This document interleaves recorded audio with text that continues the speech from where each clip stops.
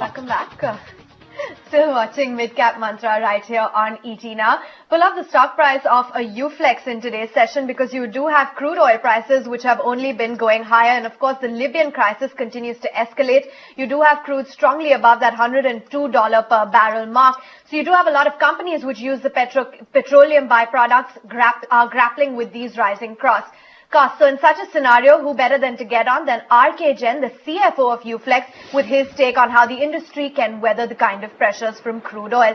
Thanks very much, Mr. Jain, for joining in on the show. Of course, given that crude has spiked to such high levels and the continued tensions do seem to be percolating across the Middle East, how have your costs been impacted, and how do you hope to tackle this issue?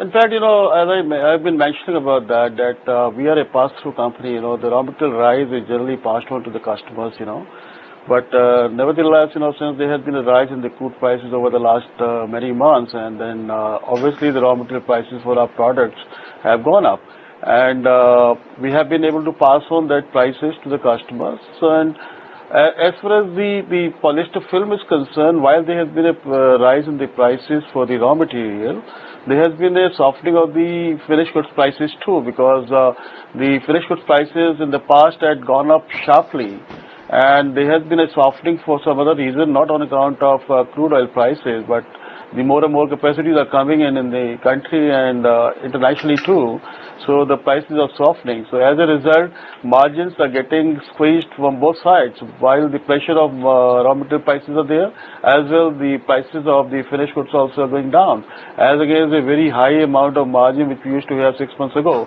Currently it has been still much higher than the normal. We are having something around 80 rupees of a gross margin on the raw material prices, as against normal condition of 45 rupees, which is itself very high. So while the raw material prices are not good, increase in the raw material prices are not good, but you can't help it since there has been a international crisis and then crude prices are going up. So obviously we have to basically face it as a challenge. Right, sort of to just add, fuel to the fire, you have Bank of America who has said that Brent crude may also trade above a level of $140 per barrel over the next 3 months. You did mention that your finished good products are also seeing a spike. So what will this do to your margin picture, and are you hoping to pass on the costs? Yeah, of course, because this kind of a phenomena we had already experienced 3 years ago when the crude prices had gone up to 147, 150 level. At that point in time, the companies in this sector had been able to pass on the increase in the raw material prices. And at that time, the scenario was not that as it was some time back, that the finished goods prices had been very high. At that time, the prices were very normal and the companies were having the normal margin. So I'm sure that 140 is already, witnessed by most of the companies in the past.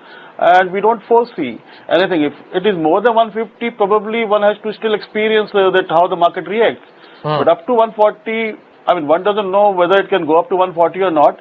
But even if it goes to 140, market is already witnessed and then experienced.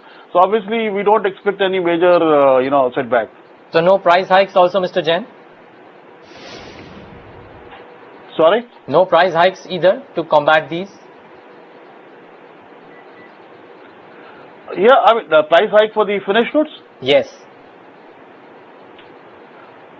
Yeah, obviously, the moment the raw material prices go up, then accordingly the price gets adjusted, to the extent of the price rise in the raw material. Okay.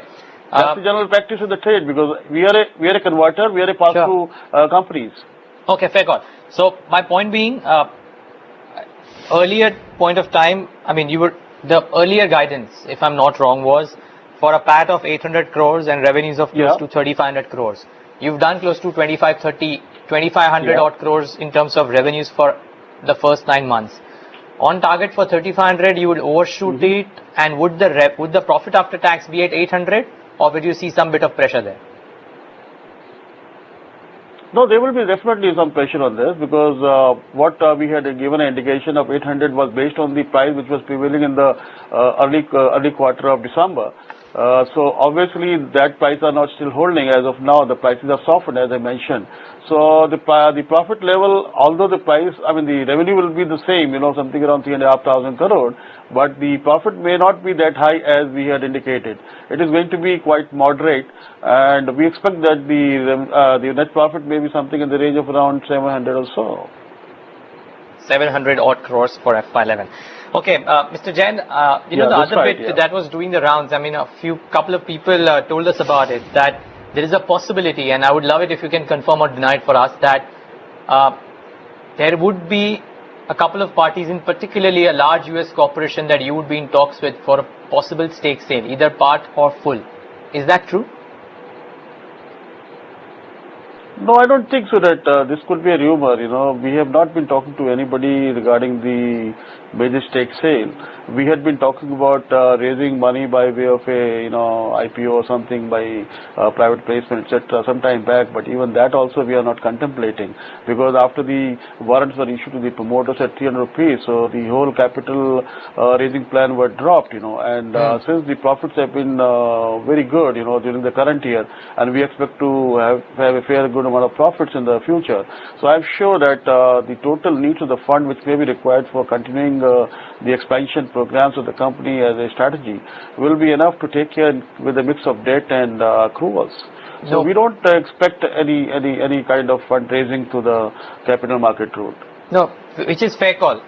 The other part of the question would be that if it need not be for fundraising, it could be for maybe a collaboration of sorts with a giant company. I mean, I heard names like Dow, for example, which are looking to take whole or part stake in UFlex. Do you completely deny the possibility, either now or over the next 6 months, of part or full stake sale to Dow or any other US corporation by UFlex promoters? Let me tell you, I think the question which you are saying, that sale of stake of the promoters, I would definitely deny this, that there won't be any stake sale of the promoters. But as far as the participation of any major strategic investor or a financial investor is concerned, those opportunities, although we don't have any such proposal going on at this point in time, but we don't rule out those kind of possibilities, because we are doing a business and we are growing internationally and we are becoming an international company. So those kind of opportunities, if they arise or those situations arise, we cannot rule out, I cannot rule out at this point in time. Okay. But I would say that there has not been any proposal of such nature. So as of now, I'm just reconfirming this for the sake of our viewers, Mr. Jain. As of now, UFlex is not in talks with anybody for full or partial stake sale or allotment of equity shares for a technical collaboration or otherwise. Absolutely. Absolutely no stake sale by the UFlex at this point in time. Alright, so that's the word coming in on the stake sale front, but also one of the key growth drivers for your company has been increasing your international operations, especially the phase 1 of your Egyptian facility. Considering the kind of turmoil that is brewing in the Middle East of late, even the riot situation, what does this do to the volume growth as far as your international operations are concerned? No, I would say that while there had been some disruption, some time back in the Egypt, which is now, almost settled down, and there has not been a major disruption. And that too, the plant where our plant has been situated there, that area was not affected. Now, since, the Egypt plant is basically largely for catering the export market, not for the domestic market. Domestic market has been only to the extent of 5 to 6% of the total revenue, what we had been depending on. But largely volumes had to be sold out to the European market or the rest of the Africa. So we don't expect any setback to our operations in Egypt, and maybe because there has been some turmoil spreading into the other Middle East area. So those are not affecting us, because we are basically looking at our, our presence more into the US and Europe and other Asian countries. And our share in the whole of Middle East and Africa, as of now, North Africa, has been very, very low, So I I don't think that is going to have any major effect. And we are now planning to expand further in an area like Poland, which we had already announced, and then we are also further planning to set up some projects in Americas. So obviously we are going to continue to expand as a part of our strategy, because there are immense opportunities and potential for growth of this sector in the rest of the world. Great, Mr. Jain. It's been a pleasure chatting with you. Thanks very much for joining in this morning on Midcap Mantra. So that's Mr. Jain really talking about the margin squeeze given the high crude oil prices, but categorically denying any stake sale talks that we were talking about. But let's move on and go across to our research desk. Gargi Parikh joins in to talk about some of the big action stocks. Over to you, Gargi. Plus exports and a good move coming in the stock and close to 15% gains.